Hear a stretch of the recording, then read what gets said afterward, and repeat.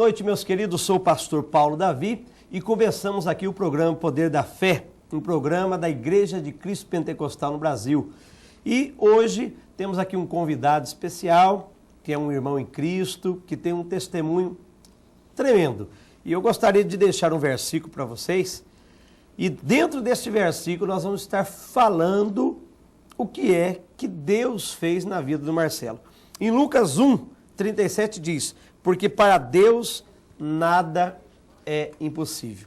Porque talvez algumas pessoas estão me assistindo nesse momento, ligaram o televisor nesse instante e estão achando que para a sua vida não há solução. Mas o Senhor me coloca aqui para falar contigo que há solução, porque para você, talvez a situação que você está vivendo, que você se encontra nesse instante, meu querido irmão, minha querida irmã, talvez para você realmente não há solução, mas para Deus há solução. Em Deus, o ser humano ele pode estar no mais profundo poço, que ali ele vai ter uma resposta satisfatória em Jesus. Boa noite, Marcelo. Boa noite, pastor Paulo, a paz do Senhor. A paz do Senhor, que alegria ter você aqui conosco, viu? É uma alegria enorme, uma boa noite também aos telespectadores do programa O Poder da Fé. É uma alegria, sim, poder partilhar com vocês que estão assistindo o que Jesus fez por mim e pela minha família. Então, Marcelo, a gente não vai se reter muito ao seu passado, não vai se reter muito à sua infância, até mesmo porque a Bíblia diz que aquele que está em Cristo é uma nova criatura, né? As coisas velhas passaram e tudo se fez novo.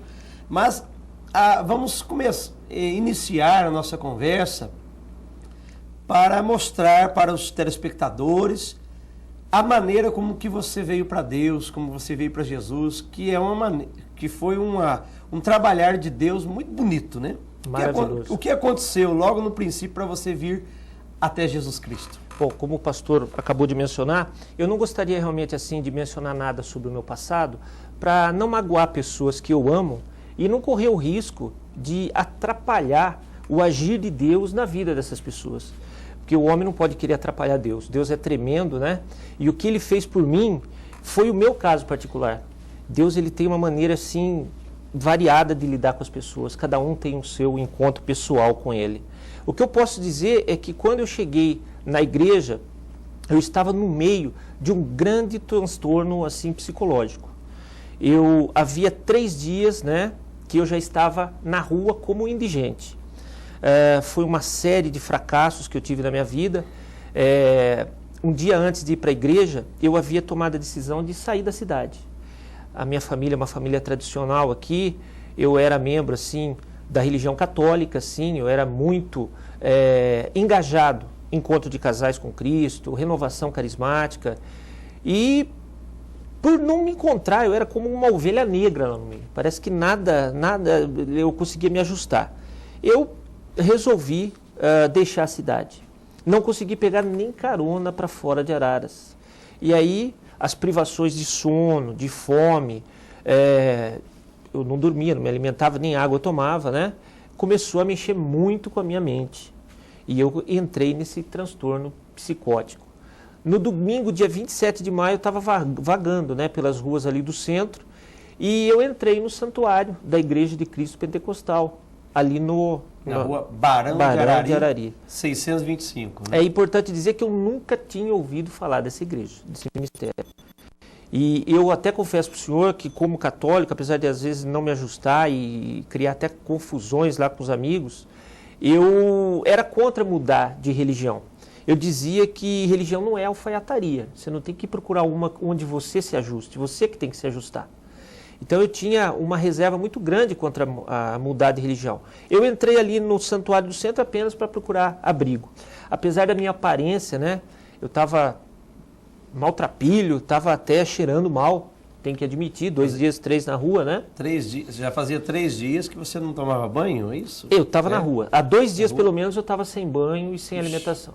Então eu cheguei assim como um maltrapilho, mas fui acolhido carinhosamente, a obreira Ângela, né, me recebeu lá. E Deus usou uma publicação ali, uma revista para falar comigo. Eu não me lembro do que foi falado no culto e não me lembro dos louvores que foram entoados ali. Eu só me lembro que eu nunca chorei tanto na minha vida como eu chorei naquela noite. Eu não sei se a câmera vai conseguir pegar, mas foi através dessa publicação aqui, dessa revista. Eu entrei e já tomei um susto. Quando eu vi assim, essa imagem, eu falei, agora que eu estou ficando louco mesmo, pastor. Maria na capa de uma revista evangélica, né?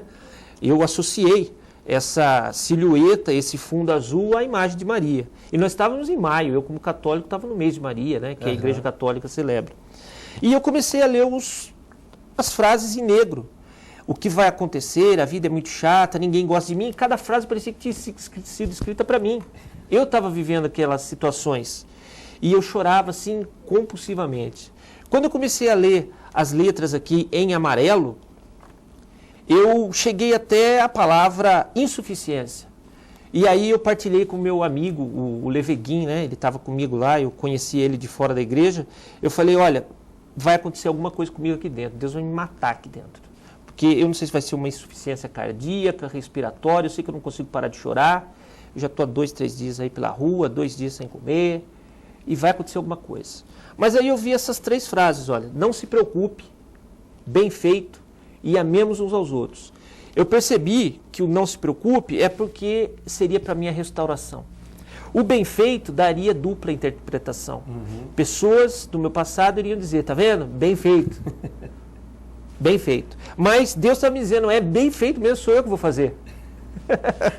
Teve um duplo sentido. Exatamente. Isso era tudo o Espírito Santo de Deus já falando com você, né? Eu creio nisso. Porque quantas milhares de pessoas leram isso daí, até mesmo a pessoa que escreveu isso, talvez nem passou para a mente dela. Nem imaginou. Isso daí. Mas você, naquele instante, que se encontra no fundo do poço, pega essa revista que conta a história de Jesus Cristo, é o Evangelho de Jesus. Isso. E, de repente, ler só a capa e Deus já começa na capa da própria revista, que é o Livro da Vida, da editora AME, né? Da Missão AME. Da Missão AME. E começa a realizar, falar com você dentro do teu coração. E é dessa forma que Deus fala, que faz.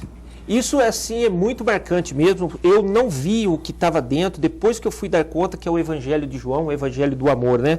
Mas eu sempre fui uma pessoa assim muito observadora.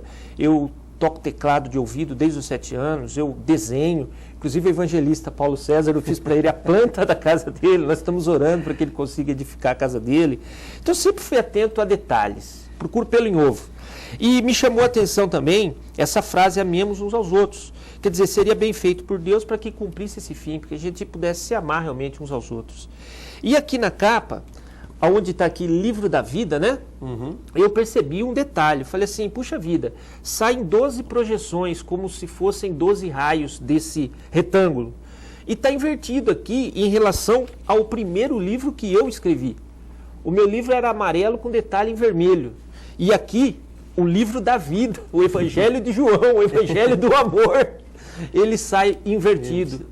Eu falei assim, acho que Deus está querendo me dizer que se esse é o livro da vida, esse é o Evangelho do Amor, o meu livro realmente serviu para me destruir, porque ele trazia algumas coisas distorcidas, invertidas. E aqui embaixo, o último detalhe que eu gostaria de mostrar é que tem uma espécie de 2 triângulos aqui, o senhor pode observar, né? Sim. E qualquer um que estiver vendo em casa, que quiser essa revista, o Livro da Vida, Sim, pode encontrar em qualquer um dos santuários, né? E pode ver com maior detalhe. E é distribuído gratuitamente. Gratuitamente. A pessoa pode chegar em qualquer santuário da Igreja Cristo Pentecostal e pedir aí o Livro da Vida, que é o Evangelho de João, e gratuitamente. A gente não vende essas revistas. E o Livro da Vida mesmo que me deu vida nova. Aqui tem 2 triângulos invertidos. Eu percebi realmente que a vida é um espelho. No finalzinho do meu livro eu dizia essa frase aqui, que eu acabei de falar para o senhor, né? Que religião não é alfaiataria. Mas aí eu percebi o seguinte, de certa maneira estava invertido esse meu conceito. Deus ele usa os mais variados ministérios na Terra para colocar as pessoas no seu devido lugar. Lógico que não é nenhum terno de linho que a gente vai vestir, a gente vai trajar uma armadura espiritual. Só que cada um vai encontrar Jesus num ministério. Então foi isso que aconteceu naquela noite comigo.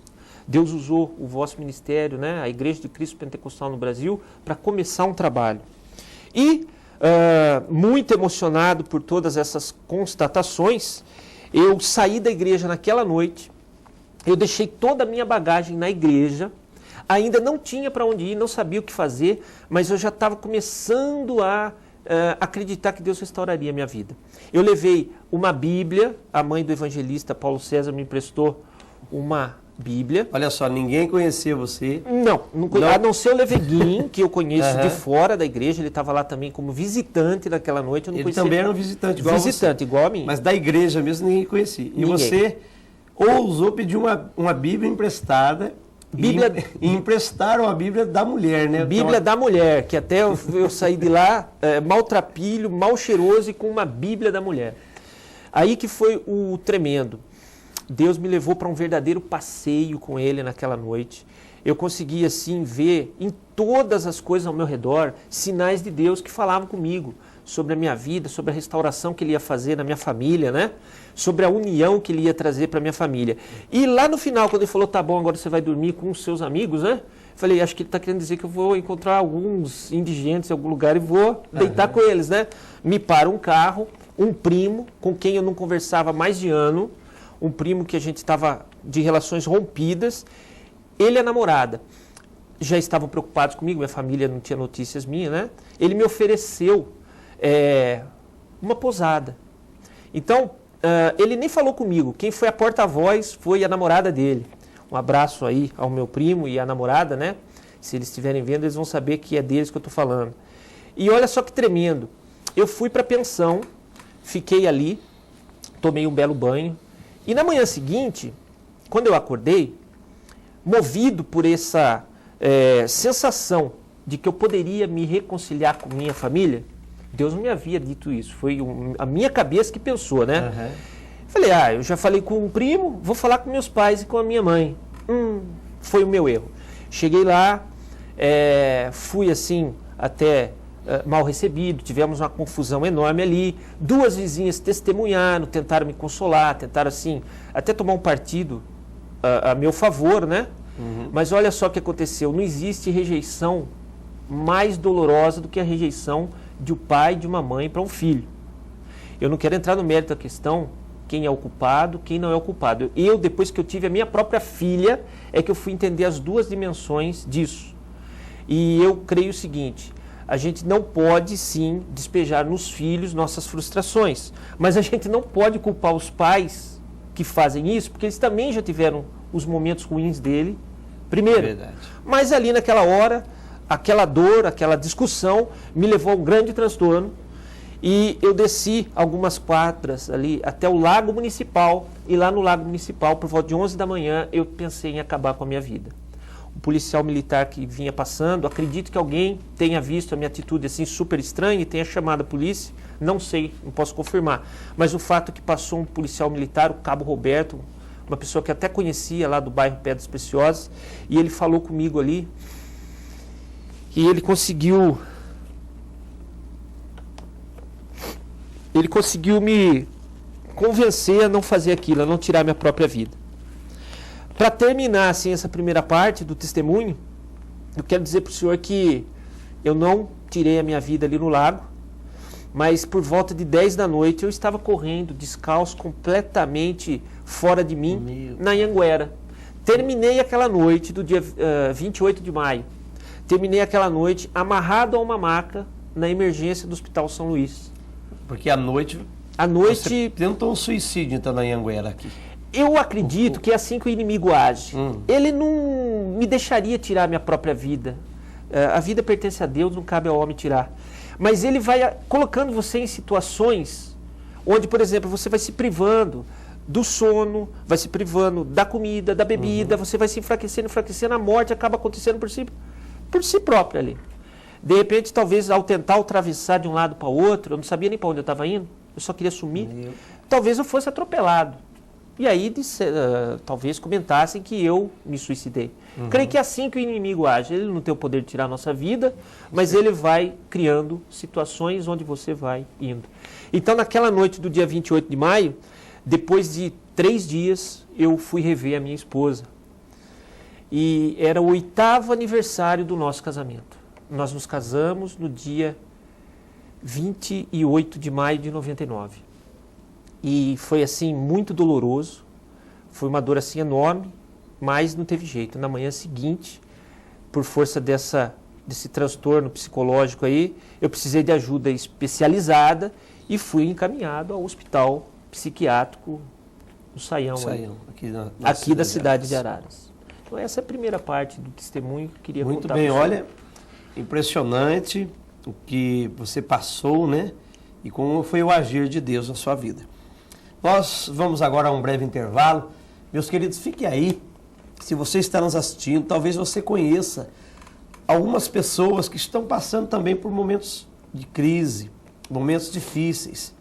E Deus provavelmente quer usar você para abençoar essa pessoa. O que eu quero pedir para você fazer?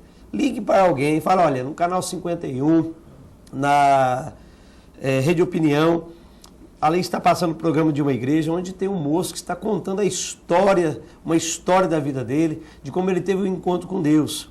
Ligue para essa pessoa e peça para ela assistir a segunda parte desse depoimento, que é onde o Marcelo teve um encontro com Deus, com Jesus, e teve uma vida totalmente transformada, foi curado, e hoje ele é uma bênção nas mãos de Deus.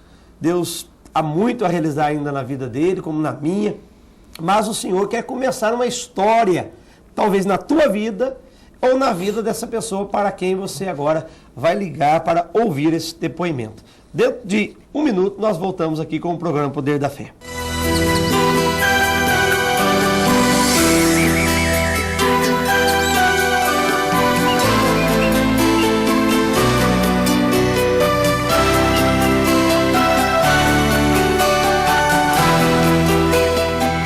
A Nova Cred faz empréstimos para aposentados e pensionistas do INSS e crédito pessoal com cheque ou carnê, financiamento e refinanciamento de carros e caminhões com a menor parcela. E você que já possui veículo, a Nova Cred refinancia com maior facilidade. Traga seu SIC, RG ou número do benefício. Não consultamos SPC ou Serasa. Venha nos visitar. Nova Cred, Rua Senador Lacerda Franco 591, Sala 2, Centro, Araras, ao lado da X-Data. Fone 3544-3974. Debs Moda Fashion é uma loja para homens e mulheres com bom gosto e atitude. Bijuterias, acessórios, diversas marcas de roupas, modelos e tamanhos até o GG. Venha conferir a moda verão que só a Debs trouxe para Araras. E agora a coleção 2008 de lindas lingeries.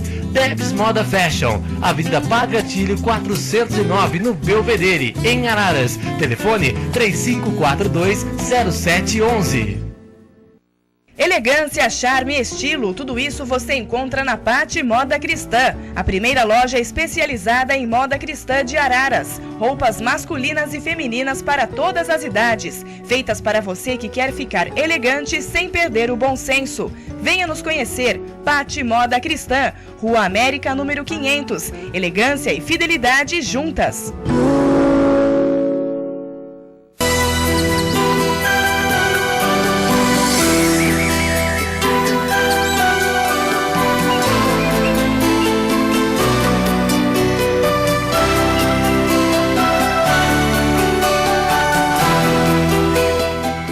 Muito bem, estamos de volta aqui com o programa Poder da Fé e hoje o nosso entrevistado especial é nosso irmão Marcelo.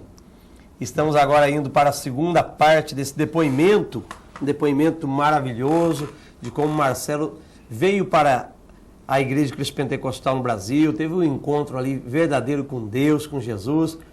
E agora nós vamos falar um pouquinho da sua vida, né, do seu encontro mesmo com Jesus. A primeira parte foi uma parte meio triste, meio dolorosa, para a gente chegar agora no ponto culminante dessa história que aconteceu com você, Marcelo. Com certeza. Como eu disse, então, eu fui encaminhado para uma ajuda especializada, sob efeito aí de medicação, e tão logo eu acordei lá no hospital, um enfermeiro se aproximou de mim e me perguntou: você não estava numa igreja evangélica no centro da cidade no domingo? Eu falei que sim, né? Ele falou assim: olha, eu vi você lá, eu era da equipe de louvor lá. E ele colocou a mão nos meus ombros e falou: não se preocupe, que é aquela frase que eu mostrei na revista. Primeira das 3 frases. Não se preocupe. De imediato, eu senti realmente que Deus estava mesmo me restaurando. Foi assim um período longo, 37 dias de internação, mas tudo foi muito bem feito, que é a segunda frase, né? Enquanto eu estava internado, olha só o que aconteceu. A Bíblia, um visitante devolveu a Bíblia. E eu esqueci uma foto do casamento nosso dentro da Bíblia. A igreja começou a orar por nós. Então, só para relembrar aqui, você tinha ido na igreja, ninguém conhecia, você pediu uma Bíblia. E deixei a bagagem. Mesmo sem te conhecer. Deixou a bagagem lá, deram uma Bíblia, você levou embora. Aconteceu tudo aquilo com você, aquele surto, tudo psicótico. Você é internado, pede para alguém devolver a Bíblia e esquece a foto do casamento. Isso. Mesmo a igreja sem conhecer você, pega a foto do casamento e começa a orar por você e a sua família. Começa a orar. Esse é o ponto que eu queria assim, deixar bem claro. Eu e minha família estávamos na seguinte situação. Eu havia sido despejado no mês de março. A minha esposa e minha filha estavam acolhidas na casa da minha sogra. Como não cabia todo mundo lá, eu aceitei a oferta de um amigo e fui morar com ele na República, onde residia ele, o irmão, né? Ele dirige uma instituição de recuperação. E estavam nessa situação, a minha esposa e a minha filhinha na casa da sogra. Eu, dali daquela situação toda, né? Não podia fazer nada. E a igreja começou a orar por nós. Aí eu pedi para minha esposa, por favor, ir até a igreja e pegar aquela bagagem, porque havia ali documentos, havia algumas coisas, né? E olha só o que aconteceu. A minha esposa não queria ir. Ela estava muito machucada com tudo isso, ela estava até esfriando na fé, não ia nem na nossa igreja católica e nem queria saber de ir a uma igreja evangélica. Só que ela pedia para as pessoas irem buscar a bagagem e ninguém conseguia ir. De última hora, dava algum imprevisto e a pessoa que tinha se comprometido a ir lá, amigos, a Priscila, o Geraldo, enfim, né? Não conseguiam ir. Até que não teve jeito. Ela foi e quando entrou, Deus fez a mesma coisa com ela. Ela fez de tudo para não ir até a igreja de Cristo Pentecostal. Incrível, quer dizer, é muito crível até, porque é de Deus, mas assim, é fantástico, é maravilhoso o que Deus faz com as pessoas. A minha esposa entra e pega o evangelista Paulo César pregando sobre apostasia, sobre o esfriamento da fé. E ela estava vivendo aquela situação. Pastor, ela chorou demais, as pessoas testemunham hoje que ela chorou demais. No final do culto, ela se reconciliou com Deus, com Jesus, e contou para a igreja esse nosso problema. Era um domingo. E olha só o que aconteceu. O evangelista Paulo César fez um apelo, pediu para que a igreja entrasse em jejum e oração por nós. 3 dias depois, numa quarta-feira, ela estava com as chaves de uma casa vizinha do lago onde eu ia tirar a minha vida. Meu Deus. Onde nós moramos até hoje. Praticamente ali no centro da cidade, né? No centro da cidade. Vizinho do lago municipal. E você estava sem casa, não sabia nem para ir, morando de favores. E o detalhe interessante é que para não me deixar ansioso, para não atrapalhar o tratamento e para não correr o risco de eu pedir para que ela assinasse uma alta forçada ali e me tirasse de lá, eles não contaram para mim. Eu fiquei os 37 dias internado, foi um momento muito bom, coisas maravilhosas aconteceram lá dentro da clínica, eu fui evangelizado lá dentro por esse enfermeiro e pelo evangelista Paulo César, que me visitou várias vezes lá, muitos amigos apareceram, né? E Deus operou. Eu saí da clínica sob tratamento para esquizofrenia, saí com 3 medicações fortíssimas. A risperidona, que era a principal, ela inclusive tem um monte de efeitos colaterais, você não poderia dirigir, não poderia operar máquinas, enfim. 3 medicações fortíssimas com esse diagnóstico inicial aí. Alucinação visual, auditiva, né? Esse negócio de ficar vendo Deus em capa de revista não soou muito bem lá dentro da clínica, não. E eles me rotularam lá de esquizofrênico, foi o diagnóstico inicial.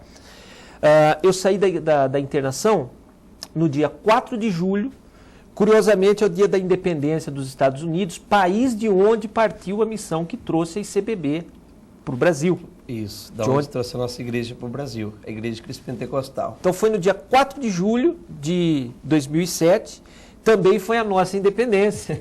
Eu cheguei e, para minha surpresa, eu já tinha uma casa ali pertinho do lago, onde dias antes eu tinha pensado em tirar minha própria vida. E daquele dia, 4 de julho, eu entrei na ICPB e não saí mais. De lá para cá, só bênçãos, só testemunhos. Eu estou trabalhando num outro livro que é essa história com mais detalhes. E olha, não dá para contar E tudo você que Deus tem fez. visto Deus trabalhar na tua vida hoje? A todo dia, todo dia. Olha só quanta coisa.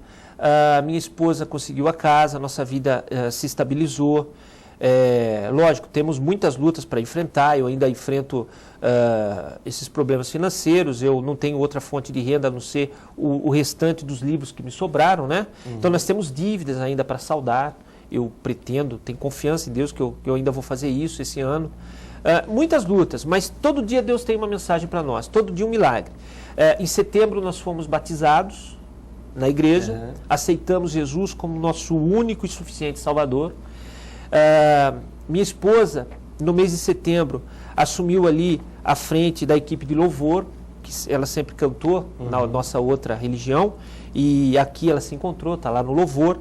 E em outubro, nós começamos ali a participar da escola bíblica, coincidiu também com teologia, estou fazendo teologia, que está sendo uma bênção lá na sede, né? E agora faltava uma última coisa para que eu pudesse realmente dar esse testemunho. Mas e a medicação? Quem me curou? Foi Jesus ou foi a medicina? Chegou no dia 7 de dezembro, Deus estava me incomodando muito com relação à medicação. Eu já havia sido libertado da risperidona e de um outro medicamento mais leve, a fluoxetina, um calmante. Mas eu ainda tomava carbonato de lítio.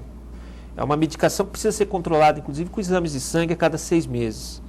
E eu fui para essa última consulta e o médico esqueceu de pedir essa litemia. Aliás, eu nunca fiz nenhuma, né?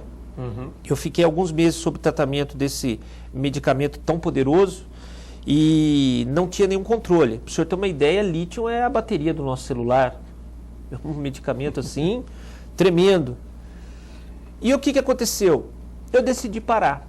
E confiando realmente no nosso Senhor Jesus Cristo como nosso libertador, está aqui a prova. Eu peguei essa última caixa de risperidona e não tomei nenhum. Eu vou voltar agora em fevereiro lá e vou devolver a medicação. Porque talvez tenha alguém que precisa. Talvez tenha alguém que precisa. Agora, isso daí é um detalhe Isso. que Deus falou para você fazer. Exatamente. A gente não está aqui aconselhando ninguém a deixar o uso do remédio, a parar de fazer um tratamento no médico. Pelo contrário, né? Se os médicos eles têm essa capacidade, é porque Deus lhes deu e a gente aconselha a pessoa, continue fazendo tratamento. Com certeza. No caso seu foi um caso à parte, onde você vem tendo uma série de experiências já com Deus e você teve essa última experiência da libertação completa, né, dos remédios. Exatamente. A Bíblia diz, buscai e achareis. Então tudo depende de quanto você, meu amigo telespectador, que está passando por problemas assim de natureza psicológica, neurológica, tem buscado a Jesus. Eu confesso que eu tenho buscado muito e eu tenho participado de todos os cultos, de escola, então foi o meu caso particular. Eu não recomendo a ninguém que pare com medicação. Eu não posso afirmar isso, seria uma irresponsabilidade. Por quê? Porque o nome disso aqui é droga, é uma droga lícita, é uma medicação. A droga, ela cria uma certa dependência. Se você parar, você vai ter todos os sintomas da abstinência dessa medicação. É verdade. Então não faça isso. Se você realmente não está convencido de que está procurando a Jesus com todas as forças do teu coração e não crê que Ele pode te libertar, continue com a medicina, que foi uma maneira que Deus deixou para a humanidade para Ele também operar. Deus opera pelos médicos. Marcelo, infelizmente nós estamos aqui no último minuto do nosso programa. Queria que você deixe aí uma palavra de incentivo para as pessoas procurarem a Deus como você procurou, procurarem a igreja, né? E se entregarem a Jesus Cristo. Buscai e achareis. Eu, graças a Deus, eu encontrei todas as respostas que eu precisava e encontrei, inclusive, forças para nem mais fazer perguntas. É uma entrega total a Jesus. Pais, não exaspereis vossos filhos, muito importante isso. Filhos, honrem seus pais. Isso. Uma última frase, eu aprendi isso, a vida é como um espelho mesmo. A gente vê, às vezes, distorcido, a gente vê as coisas fora de perspectiva, mas existem pontos centrais, como Nosso Senhor Jesus, por exemplo, na fé de qualquer religião, que você tem que perseguir. Amém. Marcelo, muito obrigado por ter vindo até aqui o programa Poder da Fé. Aos nossos telespectadores, meu carinho também, quero fazer uma oração por você. Pai, no nome de Jesus, obrigado por todas as pessoas que estiveram assistindo esse programa e vendo ouvindo, assistindo esse maravilhoso testemunho, que foi uma síntese muito bem pequena mesmo, Senhor, do que o Senhor tem feito na vida do nosso irmão Marcelo. São muitos os milagres, mas queremos te louvar não só pela vida dele, mas por muitas pessoas que estarão sendo transformadas agora por esse testemunho que foi dado aqui, em nome de Jesus. Muito obrigado pelo carinho da sua audiência. Quero agradecer a todos que têm contribuído com esse programa, orando por esse programa, por esse ministério. Um abraço a todos os pastores, os padres, os sacerdotes dessa cidade. Que Deus esteja aí direcionando a cada um a ter um encontro cada dia mais vivo com este Deus que nos salvou. Obrigado também a Pátio Moda Cristã, que está aqui na Rua América, número 500, que é especializada em moda cristã. Que Deus abençoe, que tenha sido uma grande parceira conosco aqui no Poder da Fé. E também a Debs Moda Fashion, que Deus esteja abençoando, ali a Maria, a Alessandra, que trabalha lá na Debs. Em nome de Jesus, meu muito obrigado e querendo Deus, até a próxima semana.